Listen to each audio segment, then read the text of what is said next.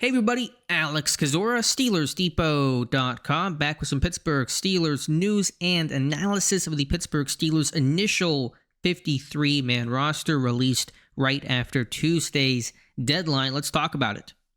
Before we start, if you guys could like this video, subscribe to the channel, and check out the site, SteelersDepot.com, would really appreciate that. So keep in mind, this is the initial 53 and is certainly subject to change and almost certainly will over the next 24 to 48 hours, or certainly before week 1, September 7th, against the New York Jets. So let's go through it position group by position group. 25 on offense, 25 on defense, 3 on special teams, 1 player to IR designated to return.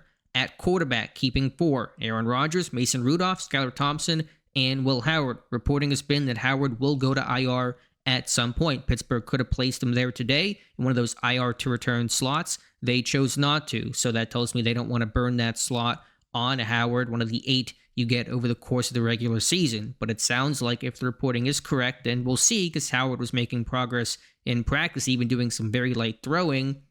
But if he goes to IR, let's say tomorrow, then a veteran that was cut today could easily circle back. It's hard to see Pittsburgh keeping 4 quarterbacks on their roster come week 1. They are old school in where they want to keep 3, but 4 is really pushing it. Skylar Thompson, with a really strong summer, makes his way on the roster. You'd imagine that Howard will go to IR and Thompson be that number 3, so Pittsburgh preserves having experience depth top to bottom, something they really value.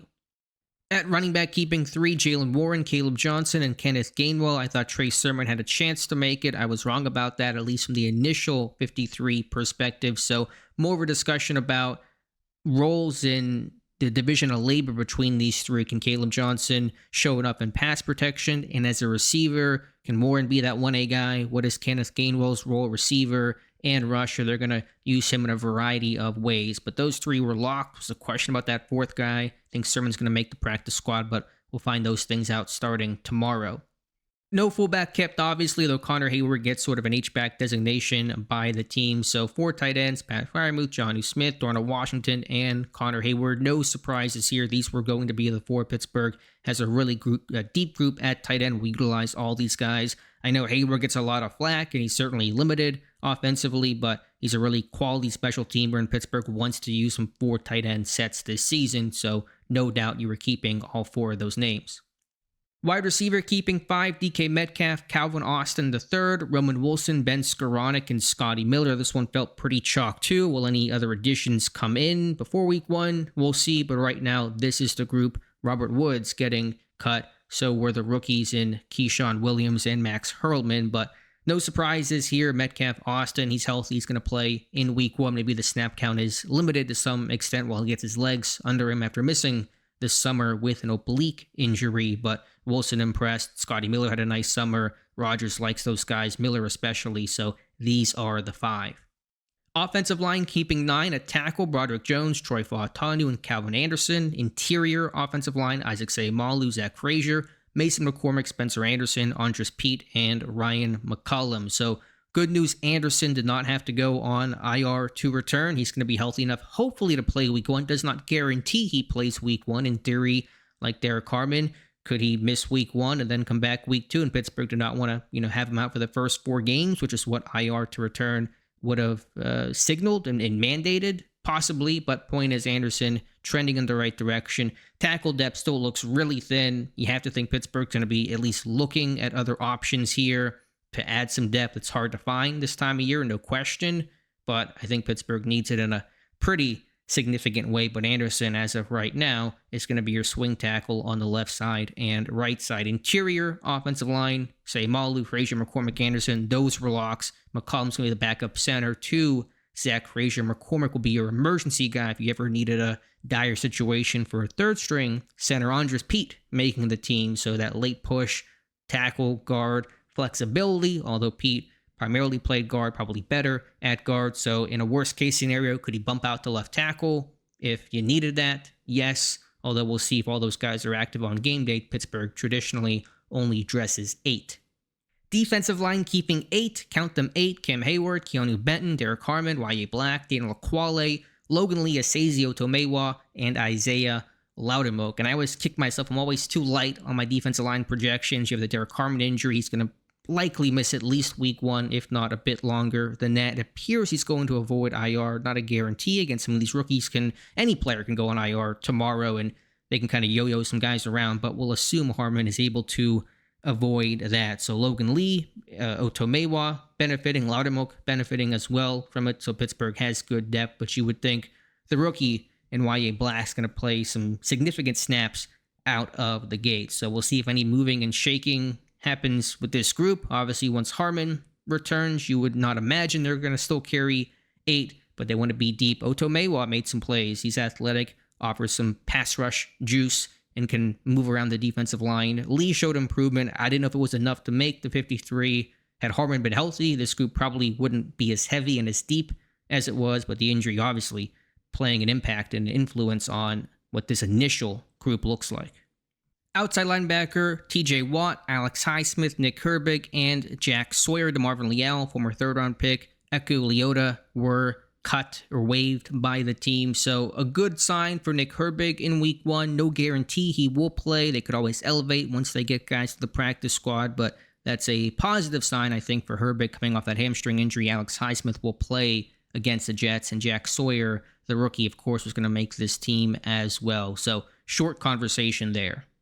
Inside linebacker keeping 5, Patrick Queen, Peyton Wilson, Malik Harrison, Cole Holcomb, and Carson Bruner. Bruner beating out Mark Robinson. The rookie Bruner, 7th-round pick, came on strong by the end of the summer, led the team in special teams tackles, I believe, and definitely in snaps and in overall tackles with 15 this preseason. So the younger, cheaper, and on that rookie contract, so signed for 4 years as opposed to Robinson, who's entering the last year of his rookie contract, gets the nod there. The other 4, no surprise overall, Queen, Wilson, Harrison, Holcomb. Pittsburgh likes their inside linebacker depth. Cornerback keeping 5, Jalen Ramsey, Joey Porter Jr., Darius Slay, Brandon Eccles, and Dante Kent. The rookie make it. Pittsburgh pretty light overall in the secondary corner. They usually keep 5 to 6. Beanie Bishop, James Pierre, the notable cuts here. We'll see if one of those guys were to circle back. If Howard, and also I think Dante Kent could be one of those guys that gets put on IR tomorrow or later this week at some point to bring back somebody like a James Pierre. Kent had a foot injury all preseason, did not play this preseason, missed a good chunk of training camp. It's hard to think they're going to keep Kent just overall, especially knowing there'd be no role for him, 13 slot corner, because Ramsey and Eccles are your first and second string slot cornerbacks right now. So stay tuned for that, but Kent and making the initial 53, and Pierre being that vet that could get yo-yoed back. The other 4 were locks and Ramsey, Porter, Slay, and Eccles. And then safety, light here, only 3, Deshaun Elliott, Juan Thornhill, and Miles Killebrew. Chuck Clark and Sebastian Castro, the latter, the rookie UDFA from Iowa, released. We'll see if Clark comes back to you. I think you're going to see Howard and Dante Kent go to IR maybe tomorrow, sometime soon, definitely before week 1.